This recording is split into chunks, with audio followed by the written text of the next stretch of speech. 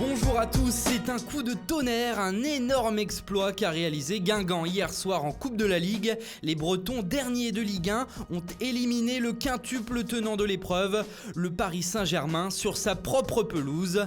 Les Parisiens ont concédé 3 pénaltys et ont pris une grosse claque. Ils ont été battus pour la première fois depuis 44 matchs de Coupe nationale en France. En Bretagne, on n'en revient toujours pas ce matin.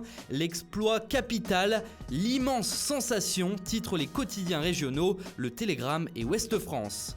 En Angleterre, c'est Manchester City qui a impressionné hier. 9-0, c'est clair, net et sans bavure. Et c'est aussi le score surprenant de la rencontre de demi-finale de League Cup entre City et Burton, club de Division 3 anglaise.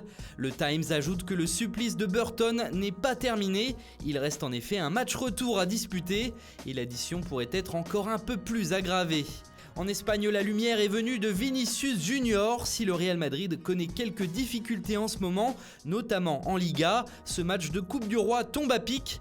Vainqueur 3-0 face à Leganés, les Madrilènes peuvent remercier leur jeune pépite brésilienne qui a notamment marqué le 3e but, à tel point que le journal Marca titre « L'espoir a un nom, Vinicius ». Du côté de As, la joie du buteur fait également la une, sa cote ne fait que grimper à Madrid.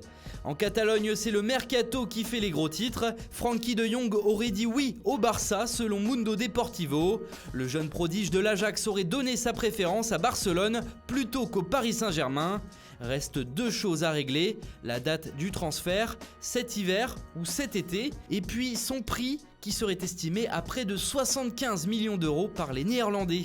Autre dossier chaud chez les Blaugrana, celui d'Adrien Rabiot. Le quotidien sportif espagnol Sport assure aujourd'hui que le FC Barcelone s'inquiète de plus en plus de l'attitude du milieu de terrain du PSG, à qui il ne reste plus que 6 mois de contrat. En dépit de l'accord existant entre le joueur et le club barcelonais, sa mère et agent Véronique Rabiot négocieraient avec 4 autres clubs en parallèle, 3 écuries de Première Ligue et une formation de Serie A. Évidemment, cela ne plaît pas du tout aux dirigeants catalans. Et enfin en Italie, ce sont les Argentins de Milan qui agitent la presse locale. Mauro Icardi d'un côté pour l'Inter et Gonzalo Higuaín de l'autre pour l'AC Milan. Les 2 buteurs stars sont annoncés sur le départ. Le premier ne souhaite pas prolonger et négocie avec plusieurs clubs, tandis que le second se rapproche de Chelsea. Voilà, c'est tout pour ce matin. Bonne journée à tous et à très vite sur Foot Mercato.